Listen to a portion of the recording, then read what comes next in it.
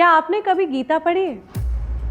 अगर मैं आपसे कहूँ कि आज तक आपने गीता के बारे में जो भी कुछ सुना है वो पूरा सच नहीं है तो क्या आपको पता है गीता में कहीं भी नहीं लिखा है कि नॉनवेज नहीं खाना चाहिए या खाना पाप है। और ना ही गीता आपको दुनिया छोड़कर संन्यास लेने के लिए कहती है, बल्कि गीता में तो इस सब के बारे में उल्टा लिखा हुआ है। चौंक गए ना?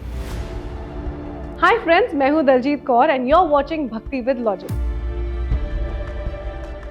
आपने अक्सर लोगों को कहते हुए सुना होगा कि गीता में ये लिखा है, गीता में वो लिखा है, लेकिन सच तो ये है कि उन लोगों में से ज्यादातर ने कभी भी गीता पढ़ी ही नहीं है।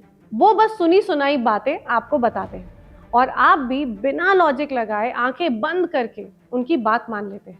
इसीलिए आज के इस एपिसोड में हम गीता के बारे में पॉपुलर 4 सबसे बड़े मिथ्स को पूरे लॉजिक के साथ बर्स्ट करेंगे। तो इस वीडियो को एंड तक जरूर देखिएगा क्योंकि आज गीता को लेकर आपकी सोच बदलने वाली है।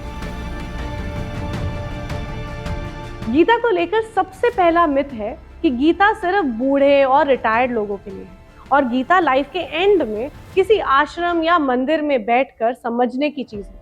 लेकिन सच कहूं, ये पूरा कॉन्सेप्ट ही उल्टा है। Think about it. गीता कहाँ रिवील हुई थी? कुरुक्षेत्र के बैटलफील्ड पर। और किसके सामने रिवील हुई थी? अर्जुन के सामने। और अर्जुन कौन थे? वो फैमिली मैन थे। उनकी रिस्पॉन्सिबिलिटी थी, उनका करियर था और वो लाइफ के सबसे बड़े क्राइसिस को फेस कर रहे थे। ये क्राइसिस क्या था? गीता के अध्याय 1 में ही हम देखते हैं कि अर्जुन डिप्रेशन में जा चुके हैं। ये है अर्जुन विषाद योग।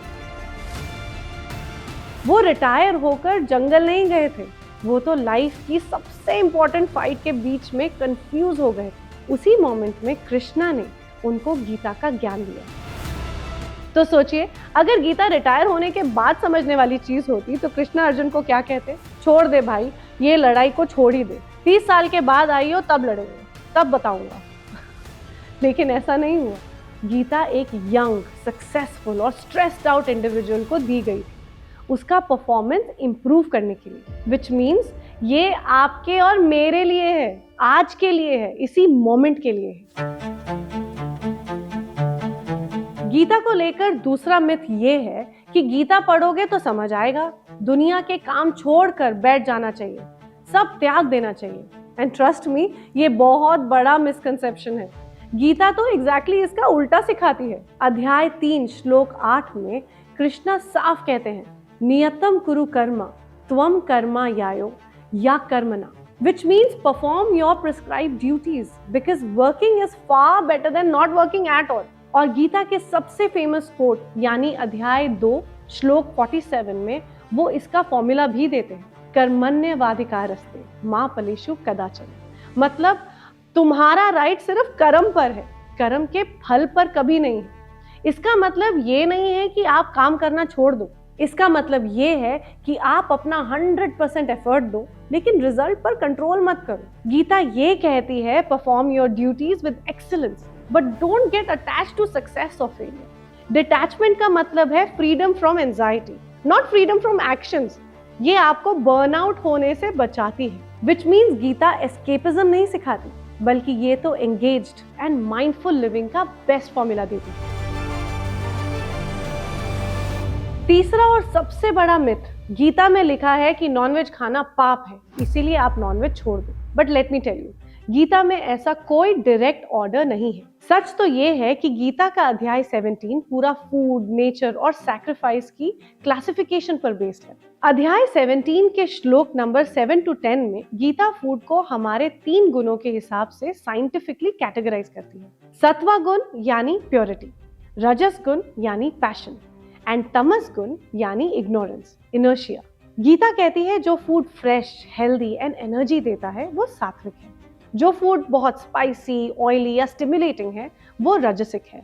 और अध्याय 17 श्लोक 10 के हिसाब से जो फूड आयुषो वर्धम यानी जो हेल्थ को कम करे, स्टेल, प्रोसेस्ड या नॉनवेज है, वो तामसिक कैटेगरी में आता है। अब लॉजिक लगाइए, तामसिक फूड आपको फिजिकली हैवी और मेंटली डल बना देता है और गीता का अल्टीमेट गोल क्या है? मेंटल क्लैरिटी और पीस। तो नेचुरली जो फूड आपको डल करेगा वो आपकी ग्रोथ में ऑब्स्टैकल बनेगा। तो गीता आपको एक रूल नहीं देती, वो आपको एक साइंटिफिक एक्सप्लेनेशन देती है। वो आपको बताती है, देखो अगर आप अपने माइंड को शार्प करना चाहते हो तो ये चॉइसेस हेल्पफुल नहीं है। आखिर में डिसीजन आपका है। It's about conscious choice, not a blind commandment. Gita को लेकर फोर्थ पॉपुलर मिथ ये है कि गीता तो बैटलफील्ड पर लिखी गई थी, इसीलिए ये वायलेंस को प्रमोट करती है और हमें लड़ाई के लिए प्रोवोक करती है। अरे भाई, कुरुक्षेत्र का बैटलफील्ड एक मेटाफोर है। गीता की शुरुआत ही अंदर की लड़ाई से होती है। आप सोचिए, हमारे अंदर भी कौरव है, हमारी ईगो, हमारा एंगर, हमारी ग्रीड, जेलसी। उसी तरह हमारे अंदर एक अर्जुन भी है, हमारा हायर सेल्फ, जो कि सही गलत में कंफ्यूज हो जाता है। गीता का मैसेज है कि आपको अपने अंदर की इन नेगेटिव टेंडेंसी से लड़ना है, इनको कंट्रोल करना है। कृष्णा ने अर्जुन से नहीं कहा जा अपने भाई भतीजों को जाके मार दे। उन्होंने कहा ये बॉडी टेम्पररी है पर आत्मा अमर है। तुम्हारा काम है सही के लिए लड़ना। तुम्हें इन नेगेटिव थॉट्स को, इन गलत टेंडेंसीज को हराना है। ये वायलेंस नहीं है, ये इनर ट्रांसफॉर्मेशन की बात है। गीता हमें वायलेंस नहीं, इनर पीस के लिए लड़ना सिखाती है। इसका असली प्रूफ मिलता है गीता के अध्याय 6 में। Let me tell you a story from Gita. हालांकि गीता में डायरेक्ट तो ये स्टोरी नहीं है, पर अध्याय 6 के श्लोक 26 में माइंड कंट्रोल का जो एग्जाम्पल है वो एक छोटी सी स्टोरी जैसा है। एक बार की बात है, अर्जुन ने कृष्ण से पूछा, प्रभु हमारा माइंड इतना अनस्टेबल क्यों है और इसे कंट्रोल करना इतना मुश्किल क्यों है? इस पर कृष्ण ने अर्जुन को एक एग्जाम्पल दिया। उन्होंने कहा, अर्जुन एक दिया इमेजिन करो। जब हवा चल रही होती है तो दिए की लौ हिलती रहती है। उसी तरह जब तुम्हारा माइंड बाहरी दुनिया के अट्रैक्शंस में भटकता है तो वो अनस्टेबल हो जाता है। लेकिन जब तुम इसी दिए को एक ठीक जगह, एक स्टिल प्लेस पर रखोगे तो क्या होगा? उसकी फ्लेम स्टेडी हो जाएगी। तुम्हारा माइंड भी वैसा ही है, उसे मुझ में स्टेबलाइज करो, तभी ये शांत होगा। ये स्टोरी बताती है कि गीता का फोकस एक्सटर्नल वॉर पर नहीं बल्कि इंटरनल माइंड कंट्रोल पर है। और इसीलिए मैं कहती हूँ कि हम सबको लाइफ में एक बार गीता जरूर पढ़नी चाहिए। अब आप सोचेंगे क्यों पढ़नी चाहिए, मेरा इसमें क्या फायदा है, right? Fair enough, let me tell you why. वैसे तो गीता को पढ़ने के बहुत सारे फायदे हैं, लेकिन मैं आपको इसके बेस्ट 3 बेनिफिट्स बताती हूँ। The first benefit is clarity in decision making.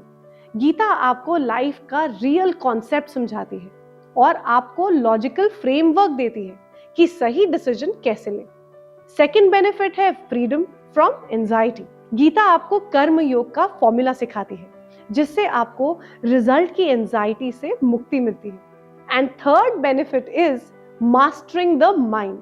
Gita आपको सिखाती है कि आपके माइंड को कैसे कंट्रोल किया जाए, बिकॉज जो अपने माइंड को कंट्रोल कर लेता है उसका माइंड उसका सबसे अच्छा दोस्त बन जाता है। एट लास्ट मैं यही कहूंगी फ्रेंड्स कि गीता कोई आउटडेटेड रिलीजियस बुक नहीं है, ये एक टाइमलेस यूजर मैनुअल है जिसके हर इंस्ट्रक्शन के पीछे एक अध्याय और एक श्लोक है। ये आपको साइंटिफिकली, लॉजिकली, इमोशनली और स्पिरिचुअली स्ट्रॉन्ग बनाती है। इसीलिए ये आपको एक बार तो जरूर ट्राई करनी चाहिए। एक ऐसी कॉपी लेकर बैठिए जिसमें क्लियर ट्रांसलेशन हो, एंड ट्रस्ट मी, उसमें आपको अपनी लाइफ की हर प्रॉब्लम का सलूशन मिल जाएगा। Now tell me one thing, अब तक गीता के बारे में आपकी सबसे बड़ी गलतफहमी क्या थी? क्या आपको इनमें से कोई भी अध्याय या श्लोक पहले से पता था? ये सब मुझे कमेंट्स में जरूर बताना। और अगर आपको ये लॉजिकल अप्रोच पसंद आया हो तो वीडियो को लाइक जरूर कीजिएगा और उन दोस्तों के साथ जरूर शेयर करना जो आपकी तरह प्रैक्टिकल सॉल्यूशंस ढूंढ रहे हैं। और भक्ति विद लॉजिक चैनल को सब्सक्राइब भी कीजिएगा और हमारी इस जर्नी को सपोर्ट भी, और हमारे व्हाट्सएप कम्युनिटी से जरूर जुड़िए। लिंक डिस्क्रिप्शन में दिया हुआ है। रोजाना पाइए भक्ति विद लॉजिक का नया डोज। फॉर नाउ मैं दलजीत कौर आपसे विदा लेती हूँ। अब आपसे मुलाकात होगी भक्ति विद लॉजिक के अगले एक्साइटिंग एपिसोड में। तब तक के लिए मस्त रहिए, स्वस्थ रहिए एंड कीप वॉचिंग भक्ति विद लॉजिक।